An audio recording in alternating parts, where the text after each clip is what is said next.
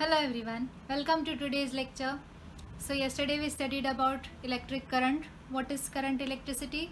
It is movement of electrons, okay, movement of electrons. Then we studied about potential difference. What is potential difference? Potential difference is the difference between higher potential and lower potential. For the current to flow, there should be a higher potential and there should be a lower potential. Yesterday I had shown how the electrons flow. I repeat, what is current? Current is the flow of electrons. Electrons are having negative charge. Okay, so it is attracted towards the positive charge. For it to get attracted towards the positive charge, there should be a positive charge. Okay, so that is the potential difference. What provides that potential difference? The potential difference is provided by the cell or the switch. Okay, the potential difference is provided by the cell. There are different types of cells which we use. So the first which we are having, the main one in our syllabus, is dry cell. You may see the structure of a dry cell. The dry cell is like this. You might have observed a dry cell. Now it is having a covering, the covering. Okay, it is having a covering from outside. Inside that outer covering, there is a cover which is called as the zinc cover. Okay, so it has been shown by this blue line here, the covering which is zinc cover. Now there is a yellow line in between, okay, on both sides. This is filled up with an electrolyte.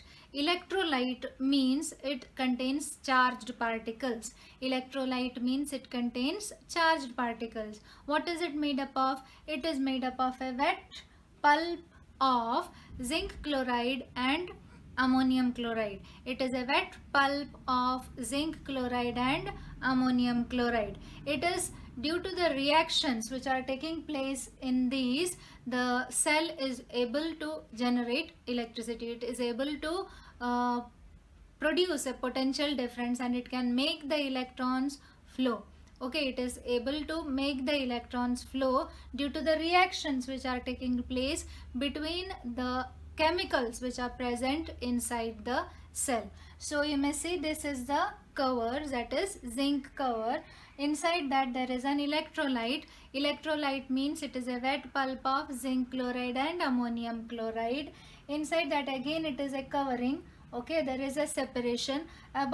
Inside that separation there is another chemical which is manganese dioxide, and to the innermost part there is a rod which acts as the positive terminal. That rod is the carbon electrode. Okay, so what acts as positive terminal in a dry cell? In a dry cell, the positive terminal is carbon electrode or the graphite, carbon or graphite, and the negative terminal is the zinc. Okay, negative terminal is zinc. Now we will see what has been given in the textbook on page number 24. If you are having a question on explain the structure of a dry cell, you may write this is the zinc metal layer. Okay, you may not write this.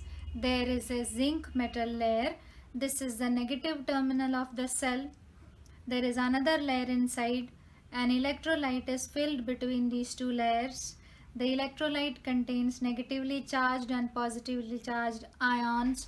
Now what do you mean by ions? That we will see in the next chapter. Okay, they are charged particles, positively and negatively charged particles. Okay, so an electrolyte is filled between these two layers. The electrolyte contains negatively charged and positively charged ions. These are the carriers of electricity. The electrolyte is a wet pulp of zinc chloride and ammonium chloride. There is a graphite rod in the center of the cell. This is the positive terminal of the cell. A paste of manganese dioxide is filled outside the rod. Because of the chemical reactions of all these chemicals, electrical charge is produced between the two terminals and the electric current flows. Till there you have to write. It is a bigger answer. You may write in your own words. Only you have to write these points, that there is a zinc cover, Then there is an electrolyte, which is a wet pulp of zinc chloride and ammonium chloride. Inside that there is a paste of manganese dioxide. In the center there is a rod, which is carbon electrode, which is acting as the positive terminal of the cell, and then there is a negative terminal of the cell. Okay, so what is responsible for the charges, for the potential difference, the reactions which are taking place inside the cell. Now the next paragraph, due to wet pulp used in this cell, the chemical reaction proceeds very slowly. The chemical reaction which is going on inside is very slow. Hence a large electric current can be obtained from this. You may underline that. Okay, hence a large electric current cannot be obtained from this. Compared to the electric cells using liquids, the shelf life of dry cells is longer. Dry cells are very convenient to use, as these can be held in any direction with respect to the ground and can be used in mobile instruments. Now, what are the uses of dry cell? That is the question. You may mark these points accordingly. Now we will see the next cell. Now we will see the next cell, that is lead acid cell. Okay. Now lead acid cell is a rechargeable cell. Okay, you know about the cells which are used in vehicles, in automobiles. Okay, bigger cells, they are rechargeable. They can be charged again. Whereas in the case of dry cell, it cannot be charged again. Okay, and it cannot produce more amount of current. Now this is a cell which can produce more amount of current.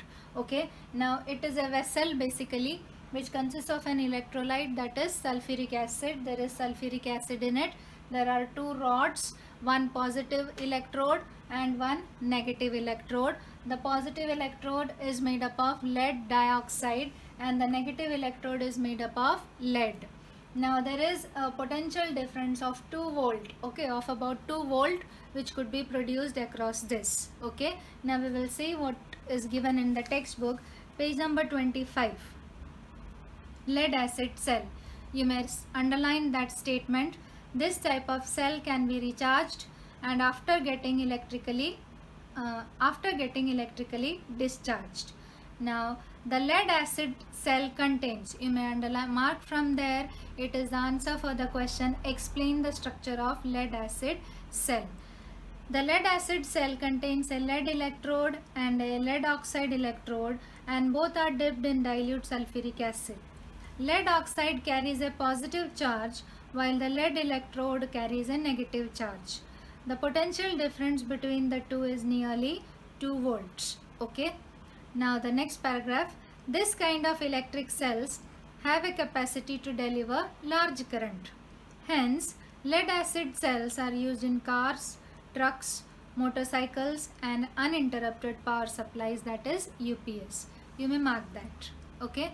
Now the last cell is nickel cadmium cell. These days a variety of gadgets are available like computers, which are required to be carried to different places. Such gadgets use nickel cadmium cells. The cells deliver 1.2 volt potential difference and are rechargeable. Such type of cells are used in photography equipments also. Okay, so that is about nickel cadmium cell. Now on page number 25, towards the bottom left, you may see a box given as research. Okay, it is about lithium ion cells. Lithium ion cells are used in modern equipments, for example smartphone, laptop, etc. These cells can be recharged.